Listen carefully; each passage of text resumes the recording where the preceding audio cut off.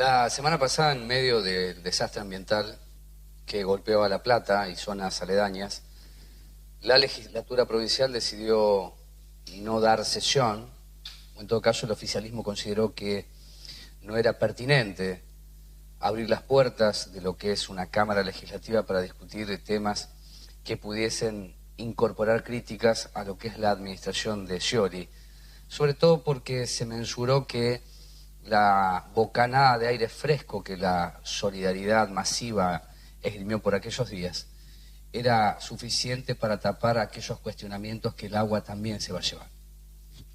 Mientras esto ocurría y los funcionarios nacionales llegaban a La Plata, la presidenta de la Nación estuvo allí, en el Congreso desembarcaba el proyecto que la semana pasada les comentaba a ustedes, que en realidad son 6 iniciativas que pergeñó el Ejecutivo Nacional para instalar esto que es de un alto poder simbólico como la democratización de la justicia. Pero vivimos en un país, y es lo que vamos a tratar de charlar hoy con los dos invitados, que se asemeja a una montaña rusa y la mayoría de los argentinos no forma parte del espectáculo, lo ve. Y es dramático por momentos porque algunos engranajes se zafan.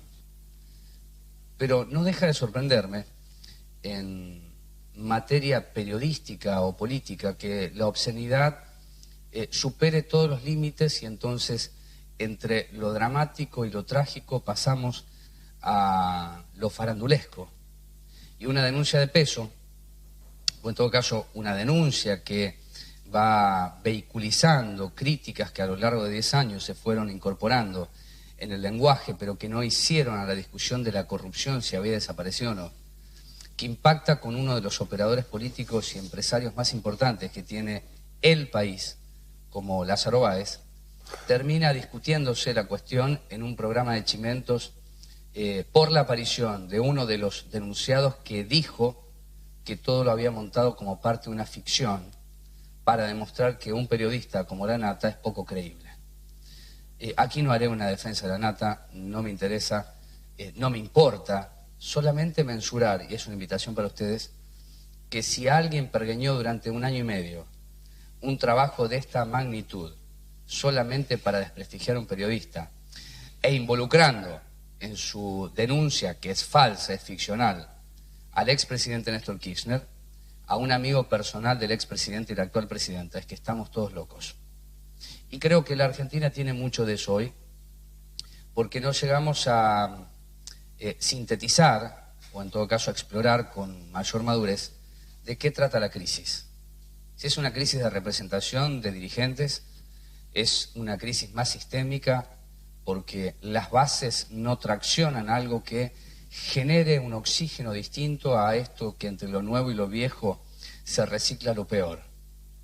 Y la propuesta para hoy, y con el primer invitado que es un compañero Jorge Rulli, que es integrante del Grupo de Reflexión Rural, como propuesta para ustedes y también para él es, ¿qué es lo que se dice cuando se señala que estamos en crisis? Y en ese señalamiento y en esa propuesta, ¿qué se deja de lado? Como medular no abordable. No es jurisdicción para la reflexión. Jorge, gracias por estar aquí. Yo me voy acomodando y, bueno, vaya si hay temas para hablar, pero respecto a la crisis, como lo decía recién, o estamos todos adormecidos, nos faltan categorías para el análisis, o se ha llegado a la conclusión que esto es lo único que hay y más de esto no se puede hacer.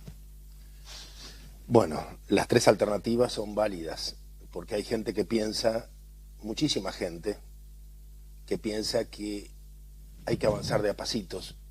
Quizá porque a los argentinos nos golpearon tan duro en los años 70, que piensan que las pequeñas acciones son más que suficientes. Y esto significa que nos han quitado los sueños. También es verdad que se piensa o que se vive en la pura inmediatez. O sea que no hay porvenir, la gente no imagina un porvenir. Pero yo creo que más que crisis estamos viviendo una situación de colapso generalizado. Colapso social, económico, de las infraestructuras. O sea, pasamos de pequeñas catástrofes como la de Once a catástrofes como la de Tolosa en La Plata, como la del barrio cercano al DOC, al barrio Mitre, en la ciudad de Buenos Aires. O sea, es una sucesión constante de catástrofes que hay incapacidad por parte de la dirigencia de preverlas, que son consecuencia de un desplome de todas las infraestructuras, porque no se ha hecho nada en los últimos 50 años. No se ha hecho nada para que estas cosas no ocurran, ¿no? ¿Y vos considerás que se pueden hacer, o como lo hemos charlado en otras oportunidades, y lo considero así, que no es materia de agenda política, porque es contrario al modelo? El modelo propone desarrollo y propone consumo, lo dice la Presidenta de la Nación, y hay vastos sectores que comulgan con esto y además se abrazan esa causa. Es verdad, es verdad. Lo que pasa que parece que sería eso uno más de los muchos relatos. O sea, si ellos fueran capaces de hacer capitalismo en serio, como alguna vez Cristina les fue a indicar a los líderes europeos que tenían que imitar a la Argentina y hacer un capitalismo en serio, ¿no? Hay que ser soberbia, ¿no? Para ir a Europa a decirles lo que tienen que hacer. Pero si vos calculás que en los últimos 10 u 11 años entraron a la Argentina 500.000 millones de dólares en función de las exportaciones, nosotros, con un trabajo mínimo de competencia política y económica, tendríamos que ser un país como Alemania. Si fuera un capitalismo serio. Si fueran capaces de hacer lo que dicen que quieren hacer.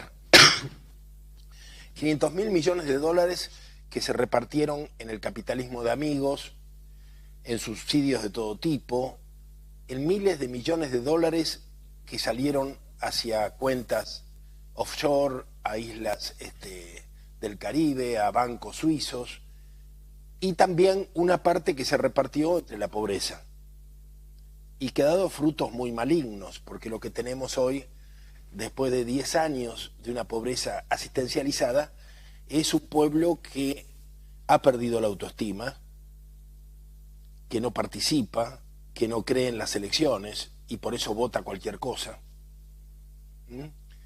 Y no tenemos el pueblo combativo que teníamos.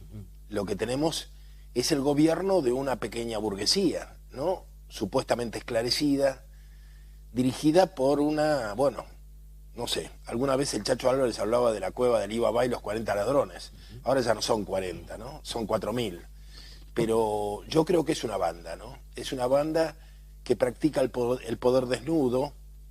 Ahora ya no tenemos golpes de Estado, no tenemos fuerzas armadas.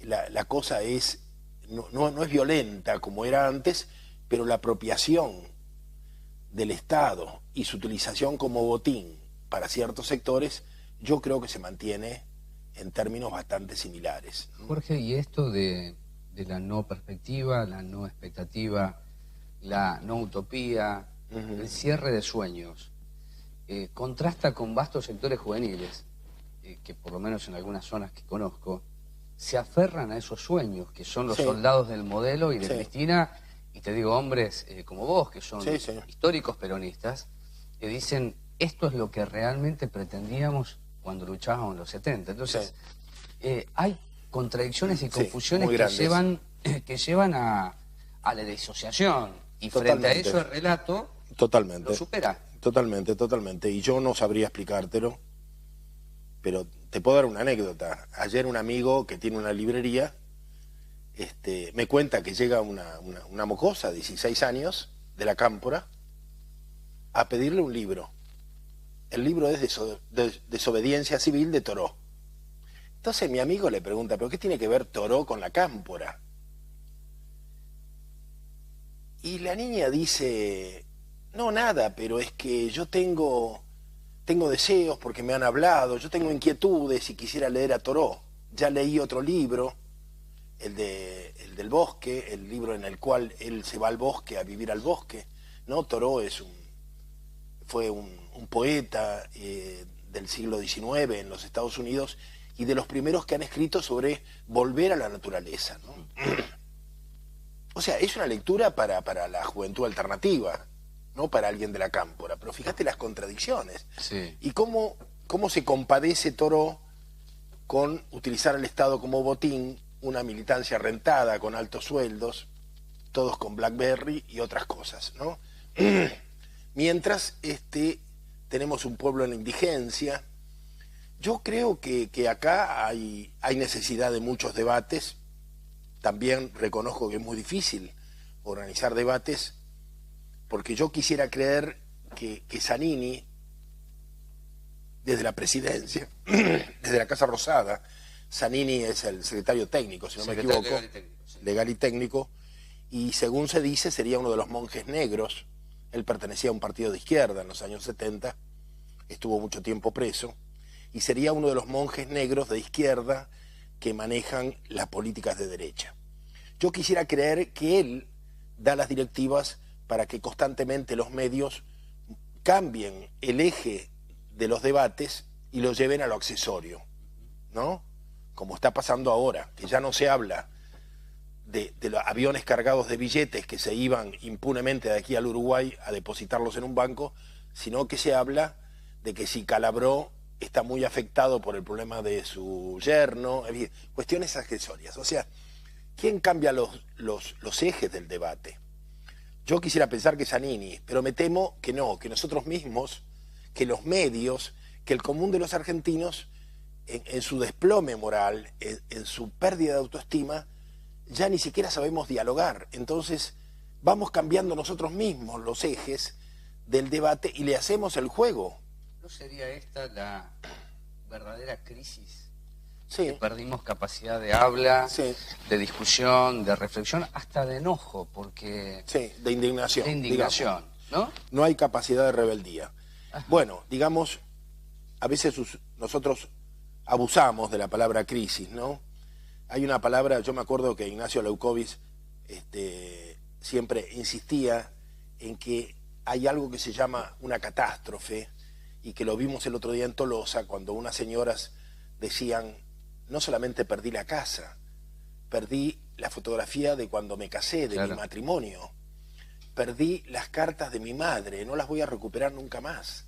La casa sí, alguien se la puede dar, donar, pero las fotografías no las va a recuperar, ¿no? Entonces, hay cuestiones, esa es una catástrofe.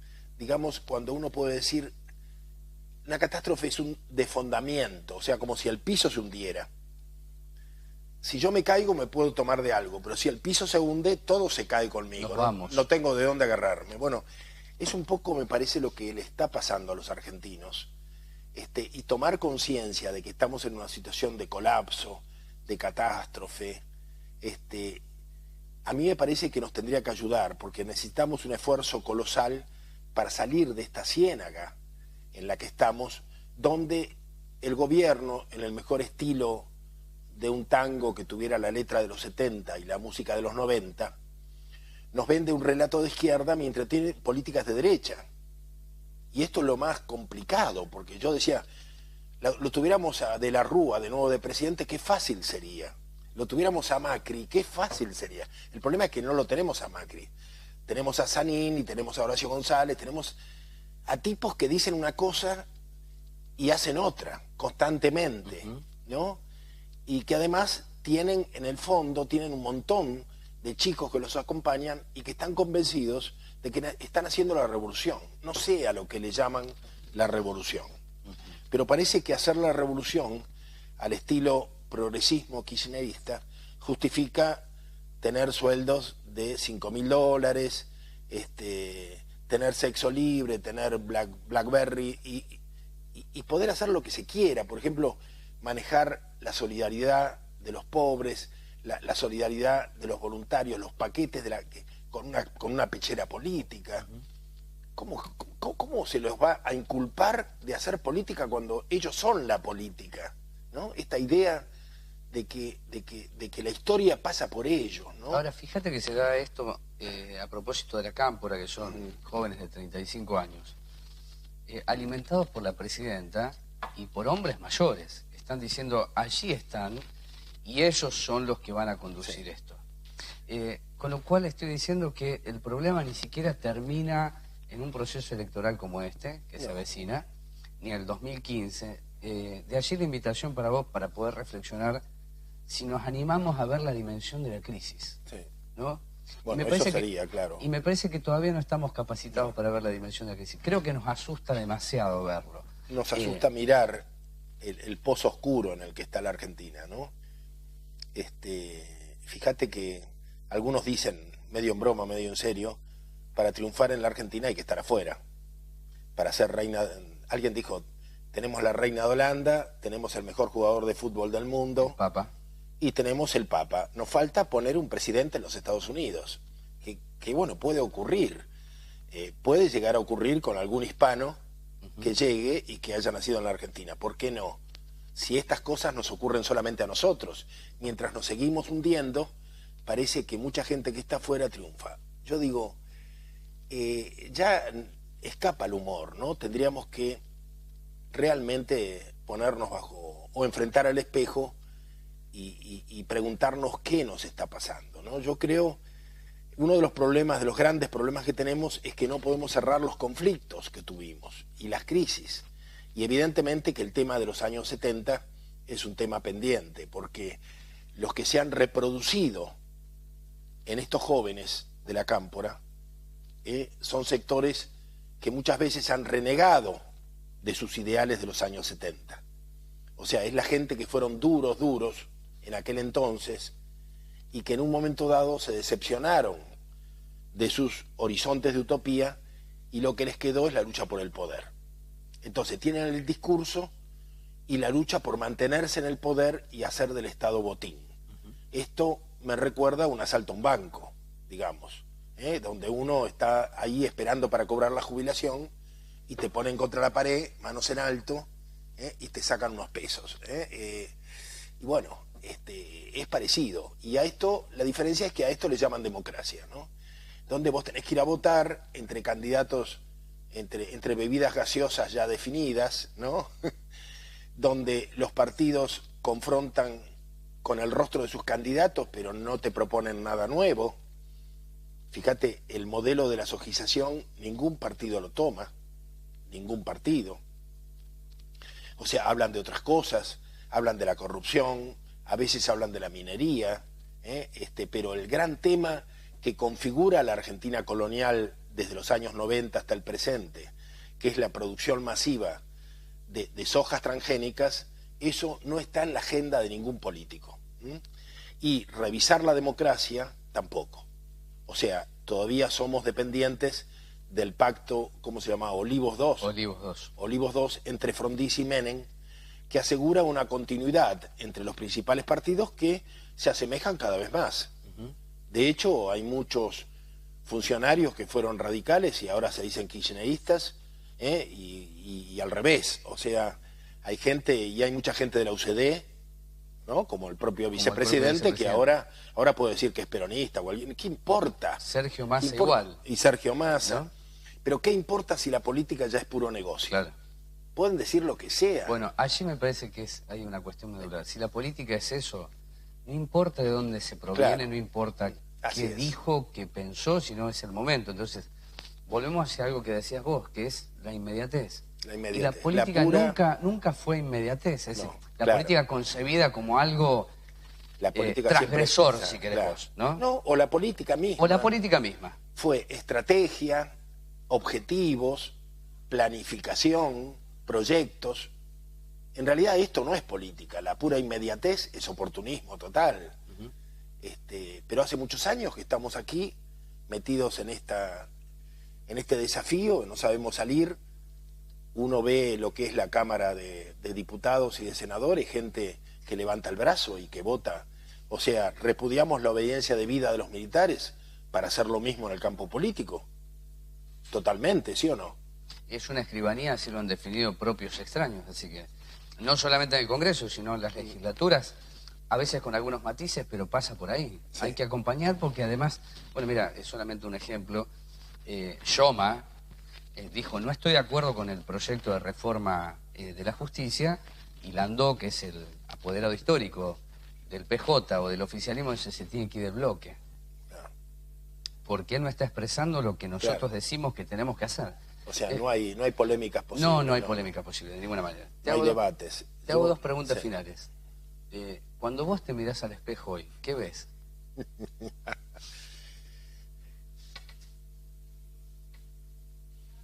Y, bueno, prácticamente veo un anciano, pero recuerdo toda una vida y la recuerdo con bastante, a veces con pena, con muchos sufrimientos, pero con un cierto orgullo que creo que mantuve una conducta, ¿no? Y por eso no estoy en el campo de la política y estoy trabajando con jóvenes, ¿no? De alguna manera yo también soy parte de una generación que en gran medida traicionó, defeccionó, renegó de sí misma, se travestió. Y me sorprendo cuando me veo viejo en el espejo, porque en general solamente hablo con jóvenes, no hablo con gente de mi generación. Por eso me parece que voy a ocultar los espejos. Pero no por las razones que podrían ocultar los corruptos, no por otra razón. Lo comprendo. Y lo último, charlando en radio, vos me dijiste algo que no solamente lo tomé por lo valioso, sino porque me parece que allí está el desafío. Si en la agenda de las clases dirigentes, el modelo extractivista, el modelo de la sojización, la modificación, alteración de lo que son estructuras sociales, porque con soja o con modelo extractivista se corren las ciudades, se concentran en grandes centros urbanos aquellos espacios que eran rurales porque alcanzó allí la industrialización, por todo lo que se puede comentar en este momento, pero vos dijiste, no hay que esperar ya del Estado. Y que te molesta a veces que se insista con el Estado cuando hace años el Estado no responde lo más mínimo. Claro. Bueno, esa me parece que es una parte también para entender la crisis. Y para entender este estado de catástrofe en que vivimos, porque el Estado fue ocupado, vaciado y colonizado.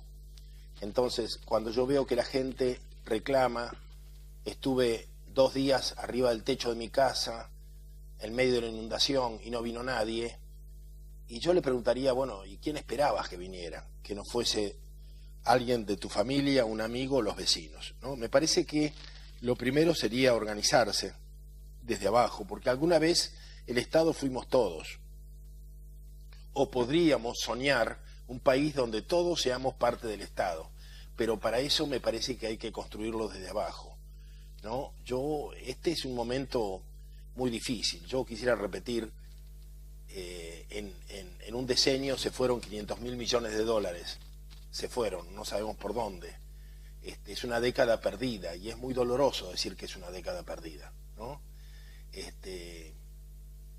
Pero hoy la soja y las semillas transgénicas ocupan 24 millones de hectáreas en la Argentina, o sea, más de la mitad de la superficie agrícola del país. O sea, peligra la ingesta de los argentinos, al margen de que comemos pura basura. Realmente la carne no se puede comer, y esto tiene que ver con la soja, porque la carne ha sido arrinconada en corrales de engorde donde comen grano y comen maíz transgénico. La leche no es leche, no se puede tomar. Bueno, prácticamente hoy estamos condenados a la obesidad, a la diabetes, a una serie de enfermedades autoinmunes por lo que comemos, por el grado de contaminación y de industrialización de la comida que ingerimos. Y por otra parte, la población rural ha sido expulsada de los territorios para dejárselo a la soja, no solamente de la Argentina, sino de los países limítrofes. O sea, la Argentina exportó soja transgénica a Paraguay y ahora nos llegan cientos de miles de paraguayos expulsados por la soja que nosotros mandamos y por los agricultores brasileños que mandó Lula en buena medida, y toda esa masa de paraguayos. Ahora nos enteramos que para poder llegar al Gran Buenos Aires tienen que pagar y arreglar tanto con las empresas paraguayas como con algunos varones del conurbano para poder ocupar los lotes que están ocupando. Entonces, o sea que a los pobres no solamente se los condena a emigrar de sus tierras, sino que además tienen que pagar para emigrar. Es una maquinaria infernal. Y entonces, de pronto, un periodista de nombre Lanata, al que nadie va a defender, descubre la puntita de un iceberg, que es la exportación de masas de dinero que no se cuentan, sino que se pesan, y que corresponden a la obra pública de una provincia. Bueno, yo me pregunto qué pasaría si sumáramos a todas las provincias, porque eso se repite ¿no? Y me pregunto qué pasaría si lo investigamos a Eskenazi, al cual Repsol le prestó dinero para que Eskenazi le comprara a Repsol el 25% de sus acciones. O sea, es un negocio fantástico. El dueño del capital te presta dinero para que vos le compres una parte de su empresa. Una maravilla. ¿Viste? Bueno, estos son los negocios que se llaman del capitalismo de amigo. Bueno, habría que investigarlo a él, habría que investigar a tantos otros que han hecho negocios a lo largo de estos años, y seguramente la investigación de la Nata va a quedar pequeñita. Es muy chiquita. Muy chiquita, y va a quedar casi como una anécdota. Sin embargo, hoy la Argentina está bastante, ¿cómo te diría?, como paralizada, ¿no? Está bastante choqueada por estas noticias. El gobierno no sabe qué responder y por ahora lo que está haciendo es frivolizarlo, convertirlo en un tema del festín de los programas... De la farándula, De ¿no? la farándula, claro, lo ha farandulizado y por ahora no tenemos otra cosa, pero yo veo con bastante incertidumbre que podamos llegar a octubre en estas condiciones, tal como se imaginaba, y cuando además los candidatos que tenía tanto el gobierno como la oposición se vienen cayendo uno detrás de otro. En las inundaciones se cayeron varios, sí. Y no va a ser la última.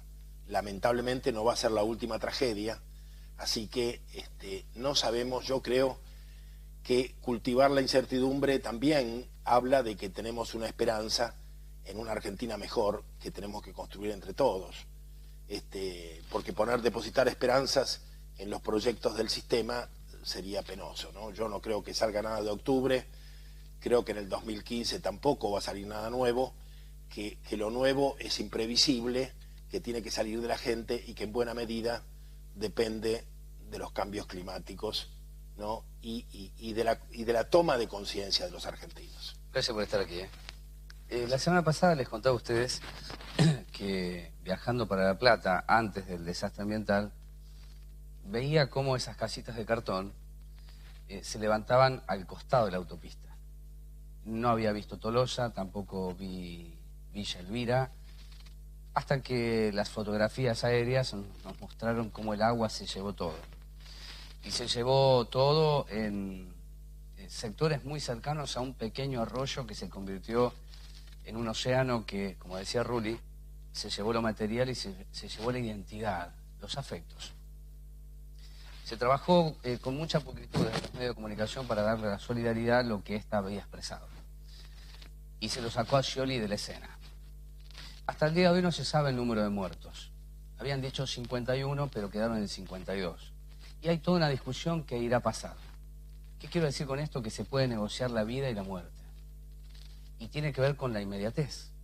Si esto es lo que se ofrece, no importa quién lo dice, sino hay que salir rápido de la situación, en el mejor de los casos, obtener el mejor resultado. Es decir, oferta y demanda.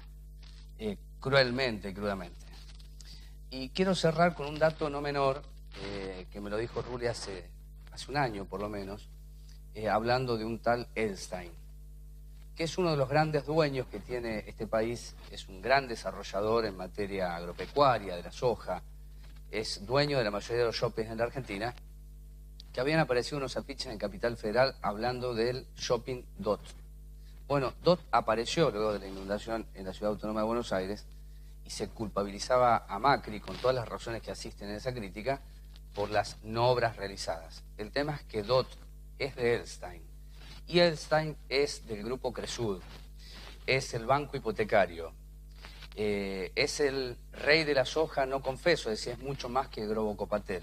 Eso tiene 1 millón de hectáreas esparcidas en la Argentina y países limítrofes. Para que entendamos cómo se maneja la comunicación. El dueño es Edelstein, el shopping es DOT, y se habló de DOT, no de Edelstein. Pausa, la primera y venimos.